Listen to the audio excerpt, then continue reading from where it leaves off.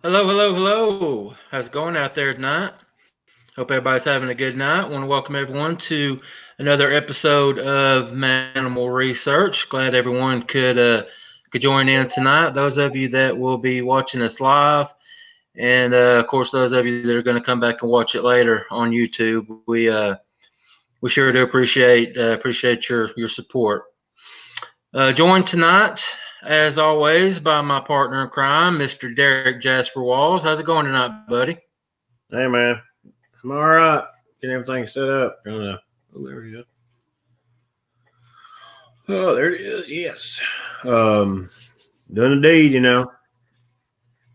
One day at a It time. Great time to be an American right now. We had the start of the football season this week, so we NFL started back. We had our little fantasy draft last weekend. That went pretty good. Happy to report that you and I are both going to get a W in week one. It looks like. Yeah. So happy to report that. Like anybody cares. But I did. Hey, do what? Pappy. I got my TV set up, streaming on the YouTube channel. I like That's that. cool. That's cool. Yeah. All right. Let's get all this out of the way. I want to ask everybody on there or on here watching us right now, if you haven't done so, hit that subscribe button. If you don't mind, please subscribe. We keep growing. We grow every day, every week in our subscribers, but we still have ways to go. So you guys hit that subscribe button if you don't mind. Also, check out our website, manimalresearch.com. You can go over there and you can report your encounters, your sightings, and things of that nature there. You can also get information on doing some investigations yourself, joining the joining our team, or become an investigator. We actually signed one up this past week.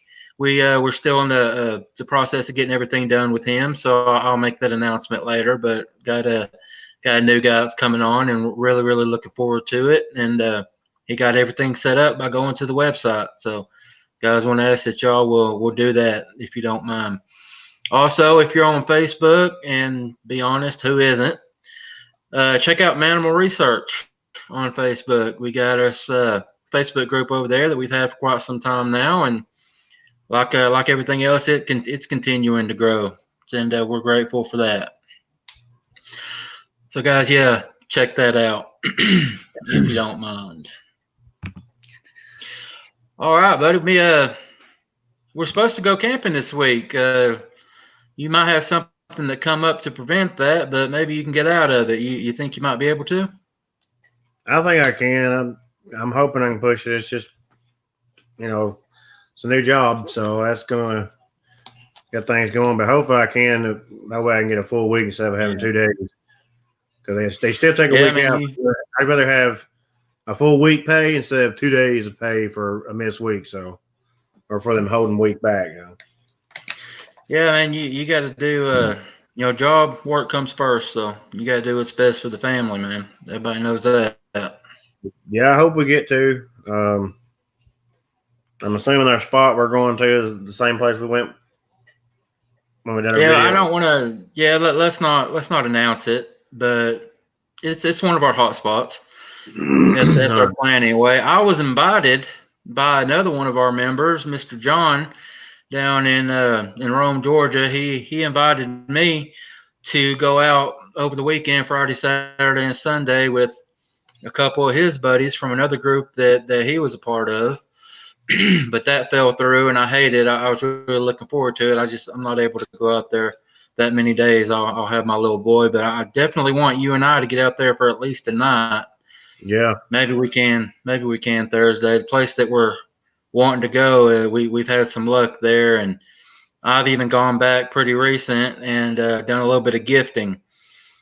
So I'm interested in seeing what all went on out there. Awesome. We'll see what we can do. Maybe get there a little early, set up camp. That way we know if we need to get something, we can go out to the gas station, get something to eat before we set up cooking all day. Yeah. Cook that night or something over a fire. Bring them in. Yeah. That's a possibility. Speaking of getting out and doing some research, and especially in Tennessee, our guest tonight, YouTubers might know him as Ninja Dave. We got William Henry on. He's here in Tennessee, lives up in the Knoxville area, does his research here in the volunteer state, just like we do. And I don't know if he gets down into Georgia like we do, but no, maybe we can take him down there. We've been talking about getting together, him and another researcher friend of his that is pretty well known that's from our area, and we'll talk a little bit about her tonight too, and we'll let him do all of that. But like I said, we got Ninja Dave, aka William Henry, standing by, and buddy, if you're ready, we'll bring him on. Yeah, I got too many questions. Let's get him on here. I'm sure our people will be wanting to ask questions too, so we gotta be ready. Yeah, guys, ask away, guys. Howdy, There he howdy. is, Mr. William Henry. How you doing, sir? Doing great. Good to be with you guys. I'm really excited about it. Good. Tonight. Thank you. We've had it planned for a little while. I'm glad that we were able to make it work.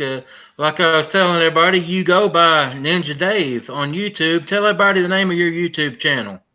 All right, it's called Ninja Dave 1970. That's the year I was born, so that gives away my age. I'm a little bit older, but yeah, I was mostly a skeptic my whole adult life up until just recently, as far as back as 2016, when I had a sighting here in Tennessee, and that all started to change pretty rapidly because I just wanted to know everything I could know about them. So I began from day one, started just researching and just digging deep and just hitting the woods, hitting the trails. I did a lot of extreme trail hiking in the Smokies, and I've Yeah, got your first question here. Mr. Earl Mangrum wants to know how close have you been to one? Well, I drove past one that was sitting on the side of the road that was literally as close as a mailbox to me in North Georgia. And I just had a sighting that night earlier with a researcher in Georgia called Ginger Lockwood. So that was an incredible night. You know, I have two sightings in the same night. And wow, it's really awesome when you have someone there with you that can back you up, you know, and back up and validate what you're saying. Yeah, validate it. Yeah. And I think a lot of times the sightings I've had even are so incredible that I wouldn't have believed it myself if somebody hadn't have been there with me to really, you know, really verify it. So it's really exciting. Yeah. Now, you said you weren't really a believer until your first encounter. Now, tell us when that was, and tell us about that encounter if you don't mind. All right, I was with a best friend of mine, and he had seen one when he was roughly about 13 years old in the Smoky Mountains. Okay, and this was an incredible encounter that he happened to be with me on, and like immediately afterwards, like this fear came over the both of us, and we were armed. I mean, we were carrying 357 Magnums on our hip. You know, nothing serious. You know, but just still something, just a woods gun to protect you if you needed to, if you ran into a bear. And we were out late one night. He'd been having some family issues. You know, he's a former military Marine Corps veteran and had taken part in the rescue operation of Jessica Lynch in the Iraq War. So he had served 2 combat deployments in Iraq. And when I got to ask him after this sighting, it happened right around midnight, I'd seen it through night vision goggles, military night vision goggles. And he sounded like Mickey Mouse. Like his voice went so high, and I've never heard him talk like this. I asked him, I said, does this stuff scare you at all?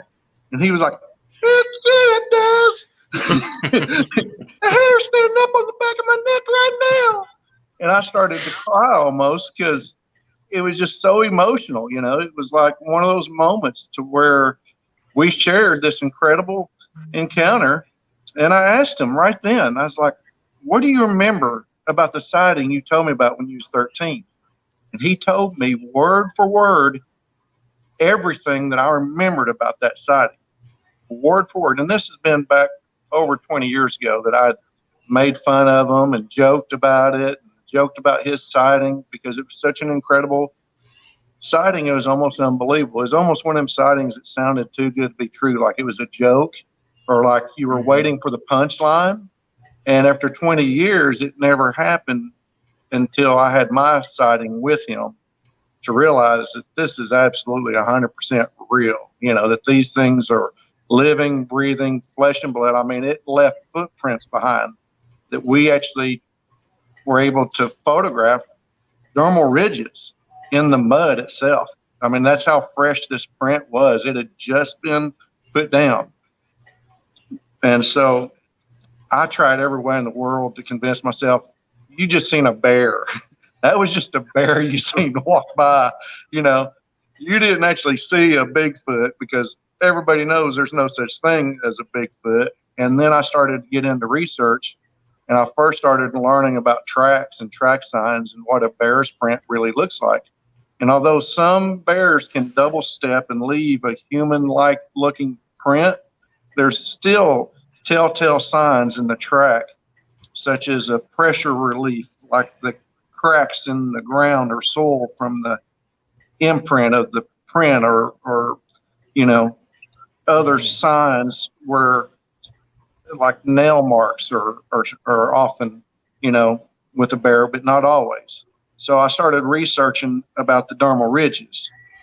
And when I found out that there's only two mammal species that have those dermal ridges in their feet, that it's only humans and primates that have them, that right there excluded any possibility that my sighting was of a bear. So I knew right then I was dealing with two things. Either it's a human or it's some type of primate, which they consider humans to be primates, some type of an ape or chimp or something. But this thing was way too big. It didn't have a tail like a monkey. It didn't have a separate thumb on its foot like a hand, so it can grab and climb up trees.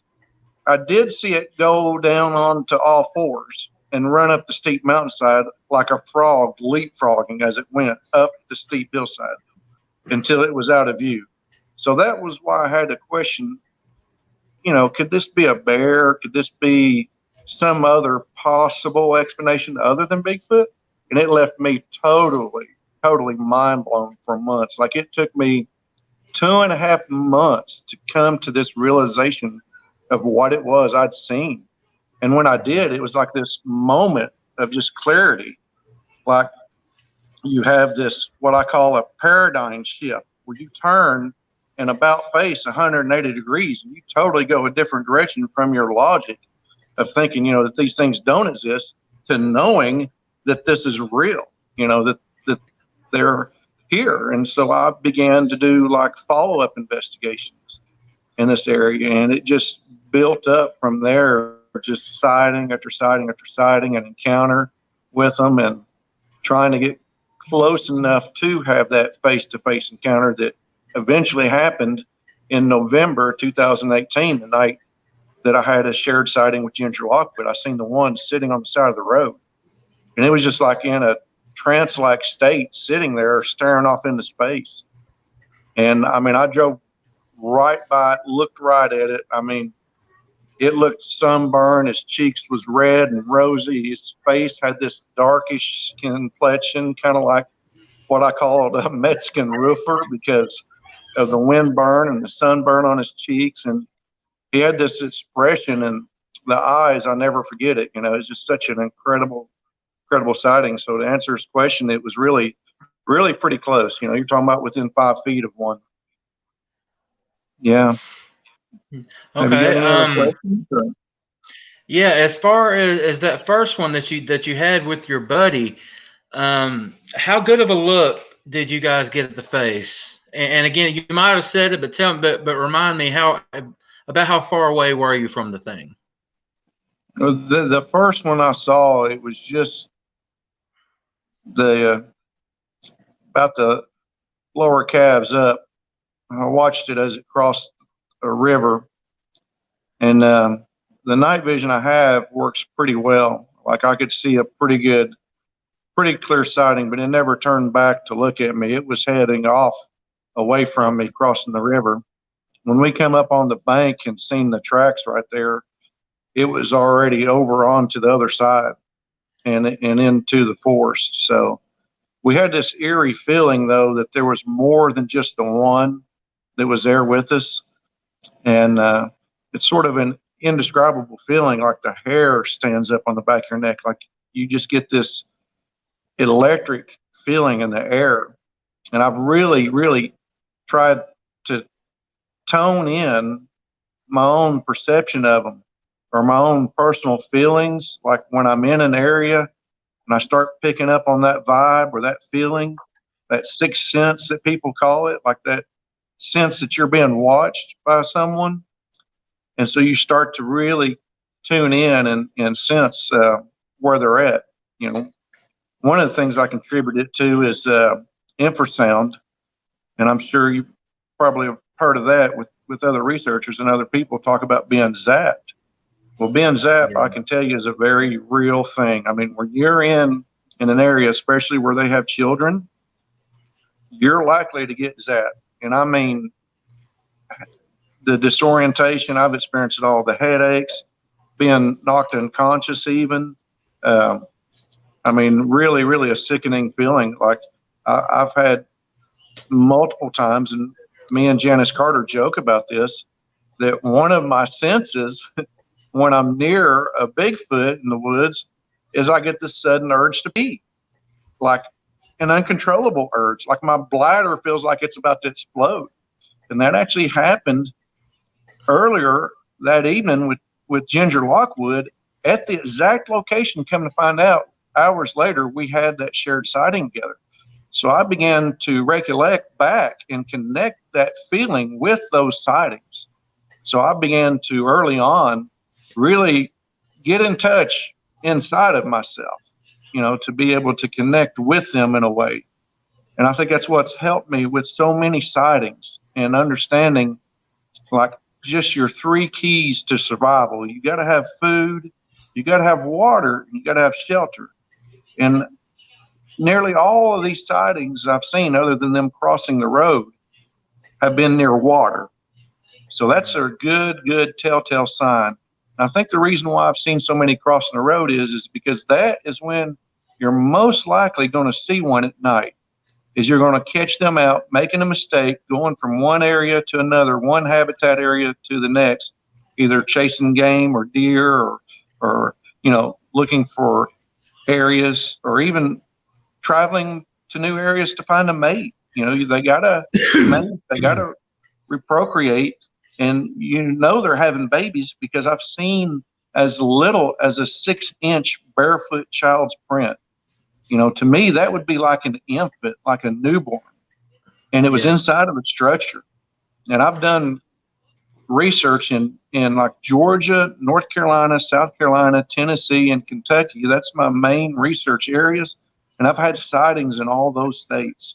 And I've found structures in those states. And I've had sightings at structure locations to know that this isn't some Boy Scouts or some nature group or some survivalists or bushcrafters out building these structures. And some of them are incredible. I mean, I'm talking about some of them are upwards of 1,000-pound trees incorporated into them, not just, you know, a few sticks piled up or a debris hut or something that we would use for a shelter. I mean, some of them, you look at them and you're like, how could you survive in something like that? And I've started to kind of piece together some of the mysteries surrounding Bigfoot themselves, like the real hard to answer questions like, who are they? Where did they come from? How did they get here? You know, that was the stuff when I first became a researcher that I wanted to know about Bigfoot, because when I first started looking up sighting reports and reading these areas where people were having them, when I first came upon the BFRO website, they were all the same. They were all big, tall, hairy, and scary. You know, all the reports, other than the different colors, really left me empty inside. I didn't have that connection I wanted with them to be able to go out and have the encounters and have further sightings. I really had a desire to want to look at one in the eyes. I wanted to know, is this thing human or is this thing an ape? You know, that was my big dilemma after that first sighting. I already knew that it wasn't any other mammal from the footprint because of the dermal ridges. So I was at least that far ahead in the game of coming to understand better who and what these things really are, you know.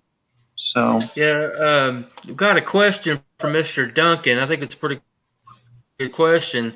He's asking, are there signs that any of you know that they leave, meaning they have the young ones around? Are there any signs that would tell you that they do have young ones around? And before you answer, William, I want to ask everybody, Duncan, I appreciate the way he did this. He put, when you have a question, all of our viewers, our listeners, if you would type it in all caps, we would appreciate it. Just like Duncan did on this one. That gets our attention that you're asking a question, and it'll help us to get to it a little bit quicker. So if y'all could do that like Duncan did, I would appreciate it. But yeah, if you want to answer that one, William, go ahead. yeah, that's a great question. Other than the feelings that you get when you're in an area like a habitation site, sort of like what Nathan Rio described as wallows, you'll find these places in the woods where they just kind of bed down and build a nest, or you'll find like almost like a futon type dish or beveled area, you know, almost like cratered like, that'll be like lined with pine needles or soft branches and stuff.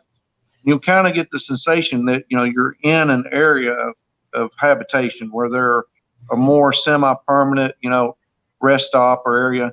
And then you'll start to see more often the smaller footprints in those areas than the bigger ones. It seems to me like when you do come across the young ones, they're more apt to get into mischievous, you know, nature and curiosity and run around in the area. So you'll start on the outer perimeter of this wallow area, start finding smaller foot tracks where they're running around.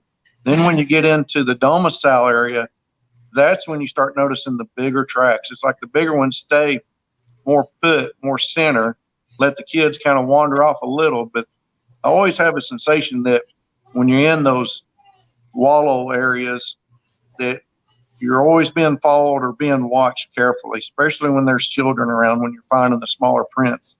And it seems to me like the majority of times I've encountered being zapped, or what people call infrasound, is from those encounters with the smaller Bigfoot. And it's almost like when they hit you with it, they hit you hard. I mean, much harder than what an adult might do just to simply get you to back away or try to frighten you away or cause some other type of an interaction with you, you know, through almost like a remote means, you know. And there's ways that they have of using that infrasound that they found with other animals to communicate even. I think they use it to communicate as well. I think they can make you have this fear and dread of them, even if you don't even know they're there. Like you just get this strange feeling when you're back in the woods. It's something really, really, you know, frightening is back in there. And you may not even believe in Bigfoot or know that Bigfoot's there. But yeah, there's ways that you can sense when you're in an area where there's young present. Recently, we went to an area and there were some young running around, and Janice Carter, she warned me right away. Like, she picked up on it. She's like, we need to leave, you know, just flat out, we need to go because they've got children with them. And, you know, it's just like you wouldn't want to run up on a mother bear with her cubs, you know, kind of have a little bit of discretion when you get those feelings. And I wanted to kind of stubbornly bullhead charge in. And she told me, you're really pushing their patience with us right now. So we finally got backed out of the area. And when we did, we realized what they were after. They wanted us to leave. They wanted us to leave the vehicle because we had a Subway sandwich in it. And they had tried to reach inside the car and get it and left handprint on the windshield inside of the vehicle where they were reaching in, trying to reach down in the floorboard and get that sandwich. So once we Wow. realized what we were sensing, and that they wanted that sandwich, we actually did leave it there for them. Put it up where they could find it, and just kind of backed away. I think the better part of discretion or valor is just simply to walk away. When you feel that sense, there's nothing shameful or wrong about backing up from them, or I've actually turned my back to them just a sign of respect for them, that I'm not wanting to push the issue with them, that I realize it's their home and not my own, just like you wouldn't want somebody trampling through your front door, coming into your living room. I kind of test the waters, so to speak, when I'm in an area and I follow their signs. There's certain clues that they'll leave, to these habitat areas and structures too. So I kind of know to look for those signs, really. We got another question here. This is actually from Travis. He's our Virginia team leader. So I want to say what's up, Travis. He wants to know what night vision were you using? Did you use an infrared illuminator or only night gathering night vision? I had a pair of omnibus. Can't remember what the contract was. It was a military contract. There was only 6 pairs released commercially. It was made by ITT. It was top of the line, state of the art military. When I got these, it was so advanced that the contract for them, police could not even get these night vision. And I've had them for a number of years. And my buddy that was in combat in Iraq said that my night vision was better than what he was issued even. So it's a passive night vision. They have an hour illuminator, but they work off of just ambient starlight. They amplify the light that's out naturally, something like 60,000 times, but they see in almost a near infrared spectrum. There's an infrared light that occurs naturally outside. And so when you look at the Bigfoot, they appear so much more darker under that light through the night vision, because their hair is actually absorbing light, the darker color of the hair. I had a Rottweiler, and he had the same infrared light signature as that Bigfoot that I seen with the black hair. So under the night vision, it appears sort of a green, kind of like an old color black and white TV set, but in shades of green. And of course, now they got the white phosphorus and different stuff. But these are an older pair that are still really, really good, night vision. It's called an ANPVS 7s, and they're called a 3rd gen goggle. Of course, the current generation night vision is still considered 3rd generation. At the time I got mine, 3rd gen was just starting to come on the scene, and I got it in between a government contract. That's how I was able to purchase them, and they were quite expensive actually when I bought mine. The price since then has come down where they're really affordable and even a lot more smaller. But the PVS 7s, it's more of a viewing binocular where you got like a cyclops looking eye. They're really, really good for spotting and searching. And I did a lot of trail hiking when I first got them at night in the Smokies, before I believed in Bigfoot. And then, years later, you start remembering back to sightings that you had and other encounters before you had that paradigm shift, even before you had that aha moment, before you woke up and realized, hey, this is something real that you're encountering and experiencing here, Yeah, that's a good question, though. Great questions. Yeah, they have been. I want to ask, if you don't mind, you've mentioned a couple times tonight Miss Janice Carter. Yeah. And I'm sure just about everybody, especially down south in the Bigfoot community, know who she is. Yeah. Knows who she is. She's the 50 years with Bigfoot lady. Her grandpa. Yeah, and she wrote a book with the late great Mary Green, who was also known as Tennessee Bigfoot Lady. Isn't that what she was called? But she was very, very, very respected in the Bigfoot community. And Janice's story is amazing. I've listened to it a couple of times. I know Walls, you've listened to it too, and Mm-hmm. you've been researching with her, and that's pretty impressive in my book because It some of the really stuff is. she talks about is amazing, man. Just tell us how you got involved with her and some of the cool stuff that you've been able to get with her. Okay.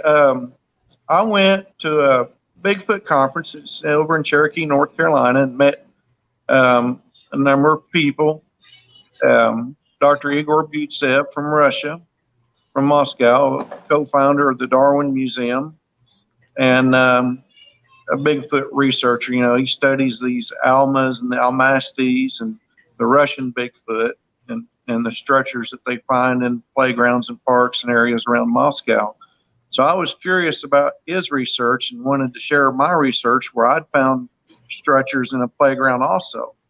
And so when I shared that with him, it was really groundbreaking research that he had been doing. And it kind of paralleled a lot of the research. So they pretty much knew right off the bat the stuff that I had that I was showing them pictures of was really legit, you know, and really backed up their own independent research. And I wasn't affiliated with any group. I mean, I just had a Facebook, a YouTube channel that I'd started. I wasn't involved with anybody, and they asked me to join their International Society of Hominology and become a field investigator and researcher with them. And of course, Janice is one of their members, and she was there at this conference where Igor was speaking. And when I found out, you know, hey, this is Janice Carter from Tennessee, I got a chance to go out and speak with her privately outside the back of this conference there in Cherokee. And I had this dilemma, you know, do you really want to tell her some of your encounter stories? Because she's going to think you're nuts. You know, she's going to think you're absolutely crazy. I thought, you know what?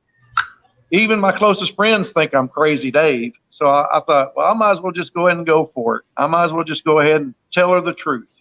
You know, tell her the truth about my sightings and my encounters and where they were. And when I began to tell her about these places and encounters and sightings, she knew the individuals by name. She started telling me who these Bigfoot were that I was encountering. And one of them was this Bigfoot that's in the 50 Years of Bigfoot with Tennessee book she wrote about called Blackie. And out of all the Bigfoot sightings I've had and encounters, I've probably encountered him the most, just him by himself, than any other Bigfoot. I probably had 5 encounters or sightings of him, you know, both on video and with my own eyes, you know. And he's a fairly big and intimidating and you know, the son of Fox. If you know about Fox and Janice's story with her grandfather, this is almost like Fox's twin. He's like almost identical to Fox. He's about 8.5 feet tall. I mean, he's built like a box hog. I mean, big barrel chested, big broad shouldered, black as midnight coal. I mean, he has just got a look that when you look into his eyes, there's just dark looking eyes, you know, like the same color as his face. You know, you don't see the light around his eyes or the white around it, you know. He's just black, almost like what I described as a dog's nose or the gums type texture inside of a dog's mouth, that black colored skin. That's the way his face looks, like rather leathery. And Janice, I had drawn a sketch of Blackie, not knowing who this Bigfoot was from a video I'd taken. And I'd showed it to a couple Bigfoot researchers, and they were real intrigued about the video. And I ended up losing it by taking out a SIM card. It erased the video I had of them. But I'd taken that video up in Kentucky. And I was able, from memory of that sighting on video, to sketch a drawing out of Blackie. And when I showed it to Janice, Janice looked at it, and she told me flat out, she said, "That's Blackie. I know that face anywhere," you know. She would recognize him particularly well, you know. And she knew right away that I was encountering the same Bigfoot from the Carter farm.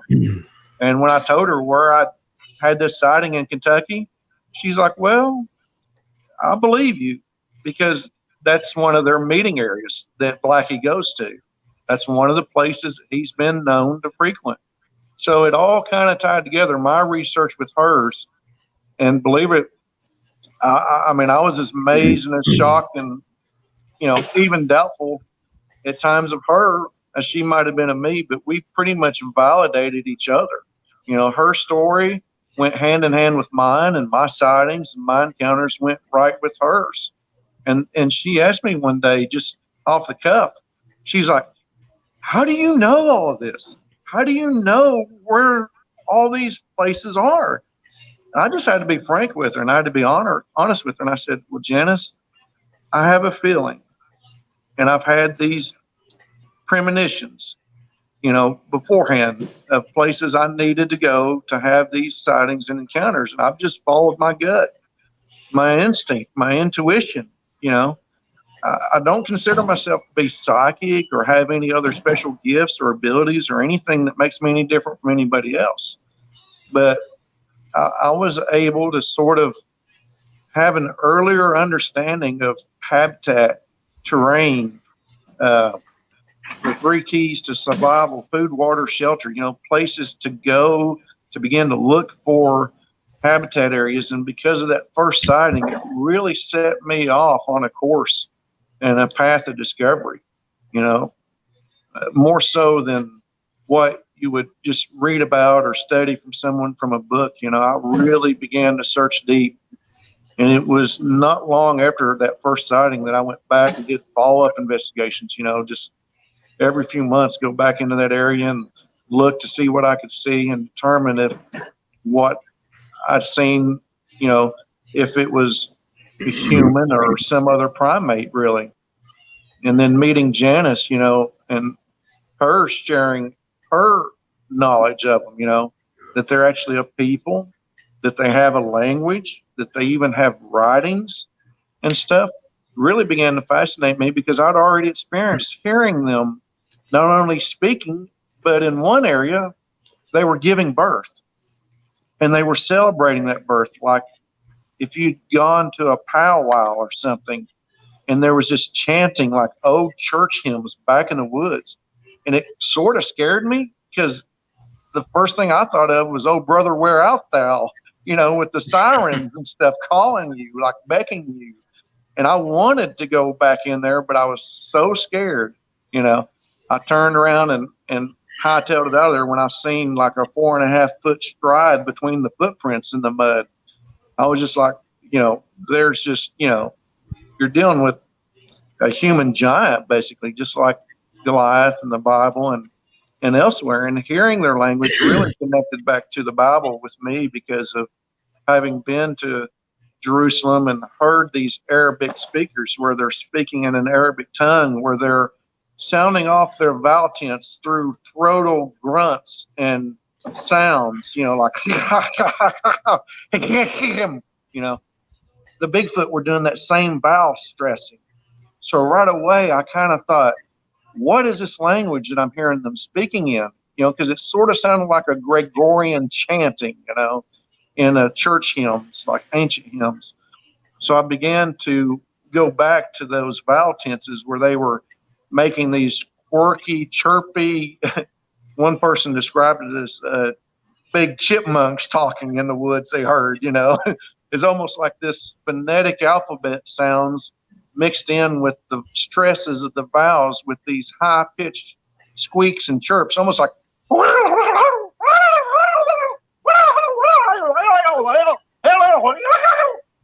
and it was so mumbled together when these two were arguing about basically me camped in the middle of their campsite. I felt like they were arguing, what are we going to do with this guy, and I sort of got a little concerned, a little worried. But the next day, I mean, if there's anybody on earth that says the sounds that you just made wouldn't have freaked them out, if they were in the woods and heard them, they're lying to you.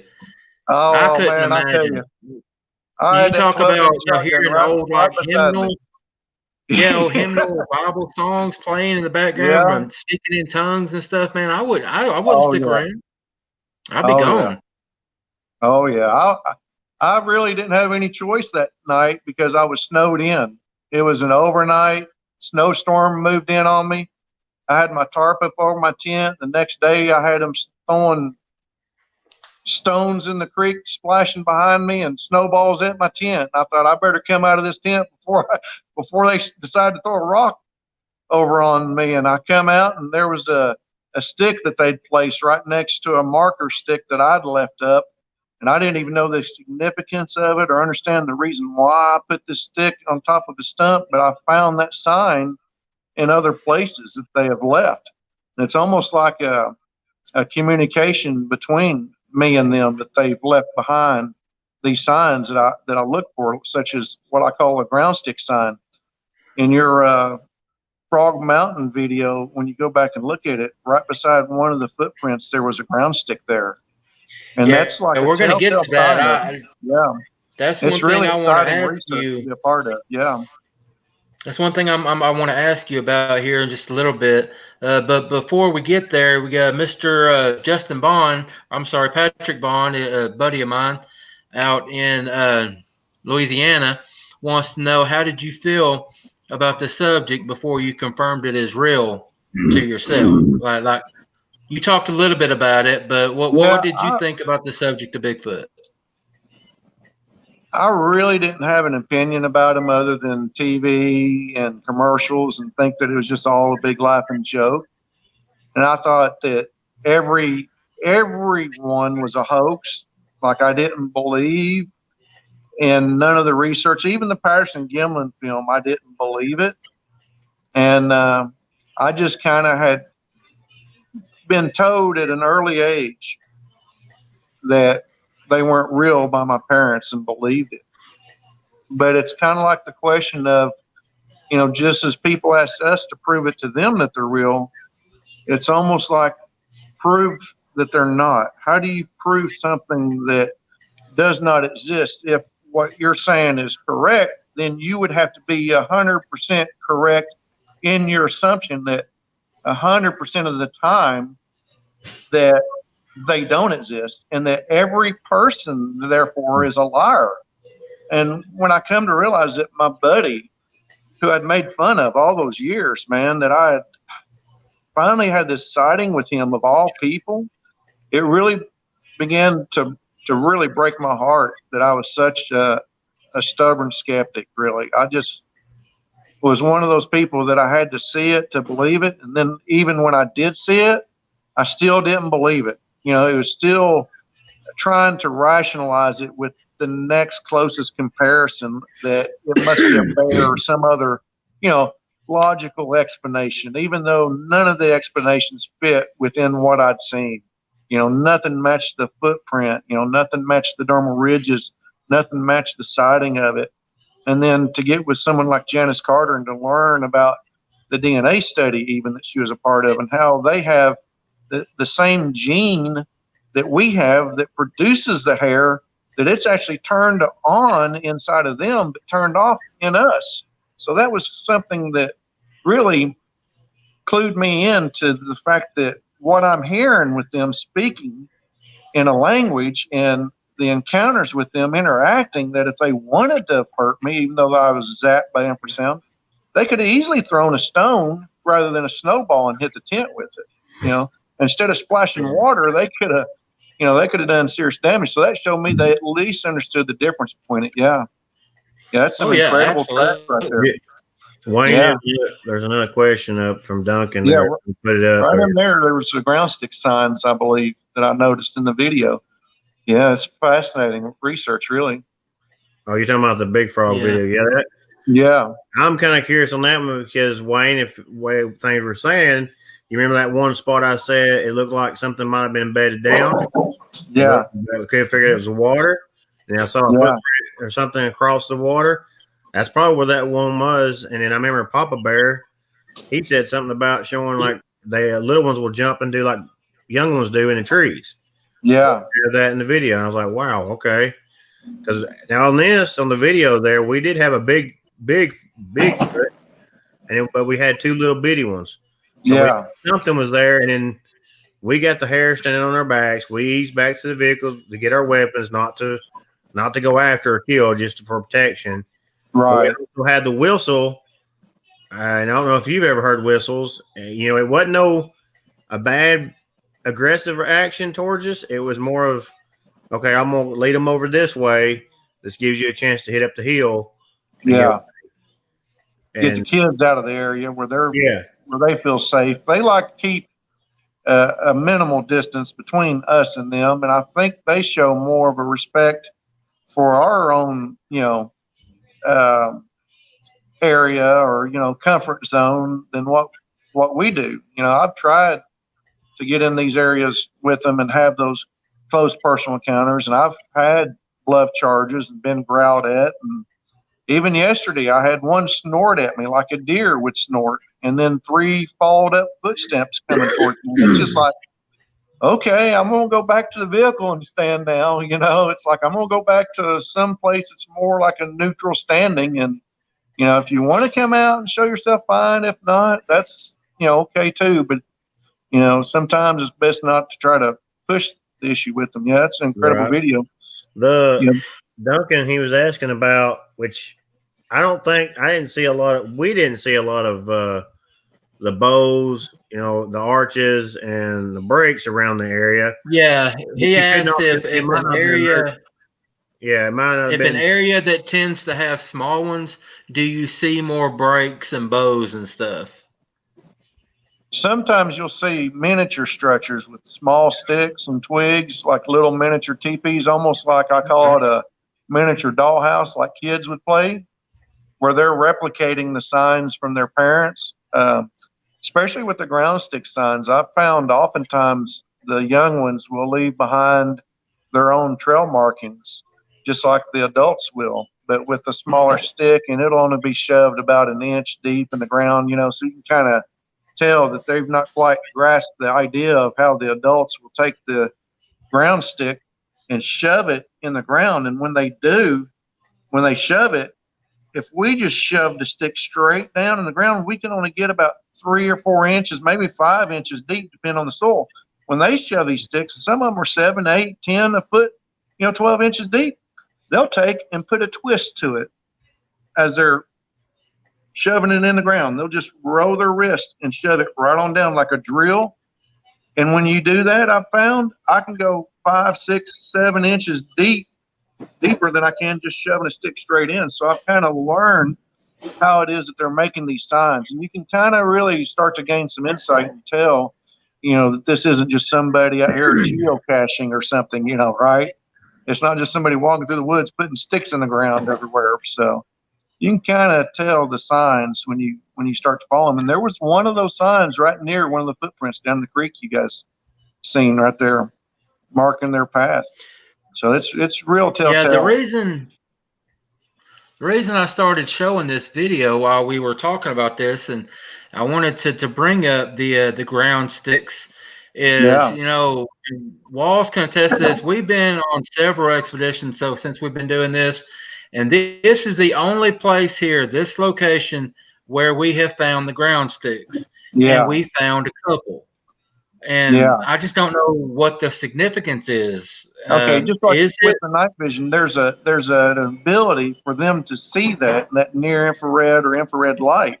At night, the end of that broken wood is highlighted where you can really see it. Even through my night vision, when I'm traveling through the woods at night, if you're on a cloudy night, you don't have stars to navigate by, you can use those ground sticks as sort of a way marker to find your path or your direction. And a lot of times I found them going right up to garbage cans in the national park, in the Smokies and places. They'll have their ground stick signs mapping their route. And some people have even suggested that they may be mapping like ley lines or Earth's energy field, that they might be working with higher knowledge of energy and stuff. But for me, they've really showed me with the ground stick signs where to locate them, where to go to find them. And I've been observed by them following the ground sticks to where they may not recognize me or know who I am, but they realize that I'm self-aware of them. They realize that there's a difference in me than just some other trail hiker or through hiker passing by. running down the trail jogging or something, these trail runners that they've got now running up and down the Appalachian Trail. They just sit all day and watch people run by. But then when you get somebody like me comes by and sees their signs, that's kind of a little more clued in to their presence, it's like they get a thrill off of that. They get excited because of the possible connection that they have, with us when they see that we're self-aware of them. Yeah. I've never done Patrick's got another question for you. Said, have you come across any mud pies in a playground area of juveniles? Did you find any sign in it? Mud pies. Now, is he talking now? Before you answer, is he referring to mud pies like we used to do? Yeah, I'm assuming that like all kids used to make. Or is he referring to mud pies like? Is he talking about like poop? Yeah. I mean, well, their mud pies could be different than ours. Well, I've found areas where they've gathered up elk dung and horse dung and piled it up. What they're using it for, I don't know. Whether they're getting worms out of it, like we used to go fishing and turn over cow patties to find night crawlers in when we went fishing. So maybe they're doing that with the dung and the piles of crap. But as far as actual mud piles, I can't think of any one specific encounter where they piled up mud. I've found some places where they were digging, with just a stick, like using a stick for like a shovel and digging holes and stuff. And I've seen, maybe areas in a creek where they were playing in the creek where there were handprints everywhere, where they were more or less gathering up the mud. And I thought maybe they're covering themselves in this mud to keep the bugs off of them, like elephants and other animals will throw themselves in the mud or throw the mud up on them, trying to coat themselves with it. So I thought that might be a possibility. But mud actually does. If you it's also a good thing for humans if to do it. Say like if they're out surviving, it's a good thing to put on. Also keeps you protected from sun if you're out in the sun too. So there's uses for it. But I seen where Facebook the user guy said what's it? Do you know who that is? Who is? Yeah, that's Patrick Vaughn. He's a buddy of mine. He's been on the show before. My bad, Patrick. But I was. He said like the kids. And I was. We just had to figure that out. I didn't, I mean. Well, I know I used to make mud pies, but I found an item once where they were digging in the mud on my return path back after an encounter with one that wood knocked and left a fresh footprint in the creek where I watched the creek water fill in with mud and with the water sediment. Even watched the crawdad crawl up out of the bottom of the footprint, in the creek. So I knew it was just within seconds of me coming up on that track. But then there was some telltale signs where the track was put down, but when it lifted, the toes of the print shifted and left almost like a double print going the opposite 90-degree direction from it. And I think he was trying to lead me further on up away from where they were, from where they'd really went. And when I realized it, they made this warning knock. Well, when I turned around after that and headed back to where we were picnicking at, I got back to the picnic table and a friend of mine got snorted at and thought it was maybe a bear or a boar. He drew his pistol out because he thought, hey, I'm about to run up on a boar here with his wife and kids. And when he got to the top of this hill, which was just about 20 feet in front of him, he was able to look down in all directions and see there was nothing there.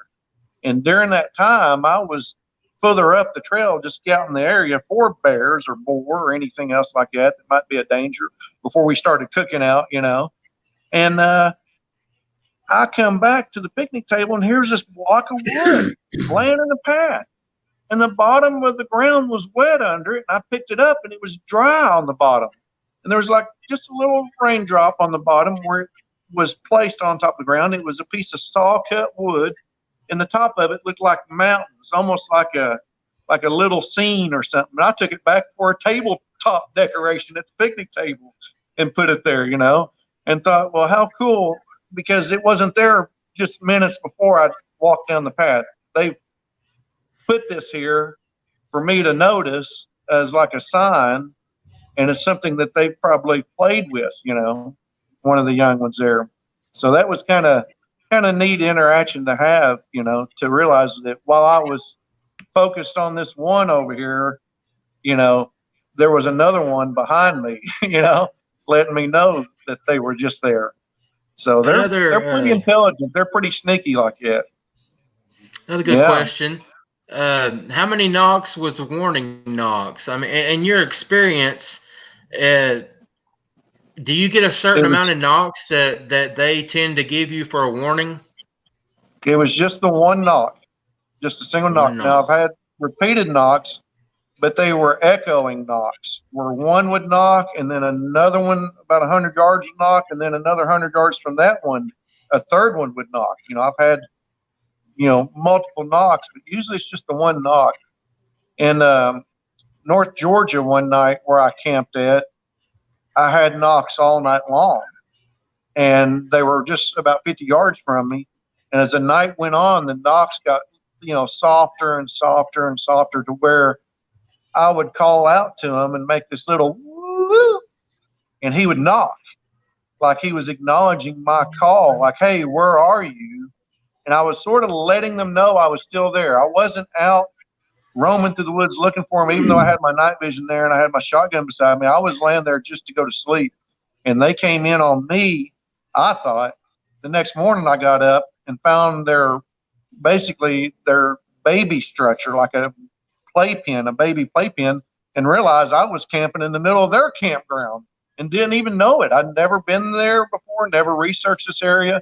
So I had this incredible encounter with one that I found his hair imprints, hairy oil on my window, and heard him come up in the middle of the night and lift a camouflage tarp I had draped over my truck, where he was peeping in the window at me.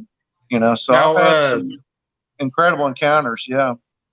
What part of North Georgia? I mean, you don't have to give the exact location, just, what town or what county. Oh, well, me and Ginger Lockwood, we met at the Expedition Bigfoot Museum there in LJ, Georgia. And I met the curator there, and this Bigfoot sketch artist, and just some fabulous people there that Ginger introduced me to, people that I had never met before. They asked me, they said, what do you think about the Bigfoot? Do you think that they're just flesh and blood or just some spiritual being? I said, I think they're both, just like we are both flesh and blood, and body, mind, and soul and spirit. So do they. They have those same abilities that we have seemingly lost, that we have as well, once we come to understand it. In some ways, I feel like the Bigfoot are even teaching us things about ourselves that we have since lost. It's almost like they have gone a different path, where we became more like agrarian culture society. They remained like hunter-gatherers in the forest. They went in the deep, dark woods, and we pretty much stayed around the equator. So it's really interesting, the type of research that I've done. And the main connection biblically is with Esau, that Bible says is the hairy man. And when I connected him back to Esau and his twin Jacob, and the story between Jacob and Israel, it really made all the sense in the world why Esau would leave Israel and just turn into a nomad and a wanderer, and went down and settled in this land called Edom. And then his people after him became known as Edomites from, according to Jewish history, a Hittite wife that he took. And so I began to trace back through the history of Edomites to the foundation of Rome, the fact that they built the catacombs of Rome underground before the city of Rome was built above ground. They built the city below ground. And then I traced them to the ancient Phoenicians and the Phoenician writings, even how they came to North America during the trade for copper, how bronze was found in these burial mounds by anthropologists called Adena culture. And you can't have bronze in North America without tin to mix with copper, and the copper came from Michigan. So when I traced back the tin came from Britain, it sort of began to tie everything together, that there was cross-continental trade in the Americas before Columbus ever came here, that these Bigfoot were already here and established in North America, and that they were mining metal from early Bronze Age culture. So that really began to answer and unlock a lot of the mysteries surrounding who these people are, where do they come from, how did they get here, and just really what are they? I mean, if you see them, it doesn't take a rocket scientist to figure out you're looking at a living giant from the past. You're looking at an ancestral relic or early hominid that's found in the fossil record. You know, people like to say, well, where are the bones? Well, they're in the fossils. You know, Homo erectus, Homo habilis, Cro-Magnon man, you know, Neanderthals. We know there were Neanderthals here because Native Americans share their DNA on the East Coast, especially. On the West Coast, they share Denisovian DNA, more of an earlier Asian type. And in the plains, the native people share both types. And as Europeans, we share a good percentage of Neanderthal DNA, you know, some up to as much as 5%. I know my high blood pressure and cholesterol comes from being part Neanderthal. So that's really interesting about DNA and researching the DNA studies connected to Bigfoot, because one of the early things they studied in the DNA samples they found was what's called a haplogroup. And this haplogroup came from the Black Sea region and the Caucasus region, where we get Caucasian from, and from this area of Syria, which is interesting, that I'd actually been to and visited once, this area called Mount Hermon. And then when you trace that up with extra biblical books like the Book of Enoch, where you have the 200 watchers that descended, and then you cross-reference that even with Genesis, where it talks about the Nephilim, how these were men of old and men of renown, then you start to understand that these Bigfoot are descendants of Adam through Cain and other people that the Bible mentions. Well, there's your fossil record right there. The biblical story backs up science in the account, and vice versa. Science backs up the Bible with this. So Cain is cast out into the land of Nod, where he becomes mixed with these other people the Bible mentions. So I believe, from talking with people who's hunted Bigfoot, and even a gentleman whose grandfather had killed one, sadly, whose family was cursed by it, that this is the same curse that God promised to put upon Cain is put upon anyone that kills a Bigfoot. So it's something that I don't take lightly with research, and I would never want to harm one or kill one unless my life depended upon it, unless it was life or death or defending somebody else. And Janice feels the same way as I do. She would not let one of them hurt anyone, you know, that she loves or knows.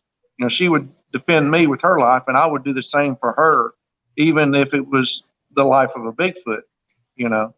So human life comes first, and the Bigfoot, we think, are a people. They have a language. They have a history.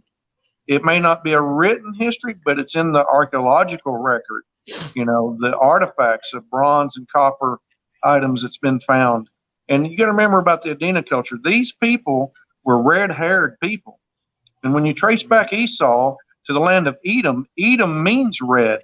And when you look at the meaning of Esau means hairy, well, it's not hard to put that together, red hair, you know.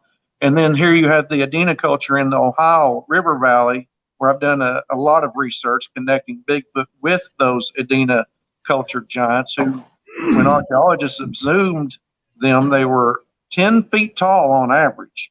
You know, so you don't get, you know, people in North America who are red-haired that are on average 10 feet tall, meaning that some were even taller than that, and some were, of course, shorter to get an average of 10 feet. You know, that's incredible. And with the metal culture, pre-Columbus, I mean, this is really, really groundbreaking research that I've been able to share and be a part of. You know, that's where the real research comes in. Really fascinating. It's all amazing, interesting stuff, the stuff that we certainly can't cover all of in an hour. Right. You know, right. we've gone over an hour, so. You guys. I'm really thrilled, really honored to be on here with you. It's been a real blessing. Thank you very much for having me. And yeah, well, man, we'd love to have you back. You know, like I said, you know, we were going an hour, and it sounds like you got some more that you'd like to share. So yeah, well, we'll Oh talk yeah. again and get you set up a time for Hey, you to come what about back. And I'd love for go ahead, Walt. we could do this, have him come back for maybe our 50th episode thing. Wow, that'd Yeah, be we could do fantastic. That'd something. be great. And we'd like to have Janice too. I don't know how she feels about doing these things. Maybe we can get the both Oh, of Yeah. you on.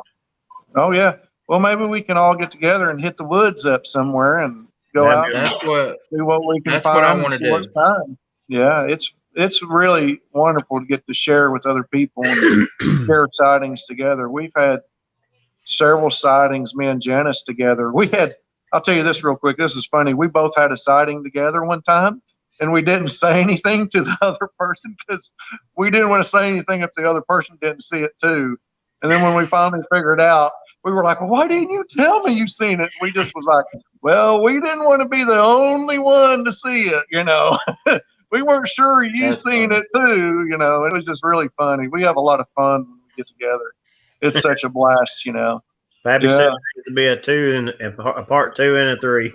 Yeah. Oh, yeah. There's so much to share. Yeah. Thank you so much. Yeah, That's such a man. great comment.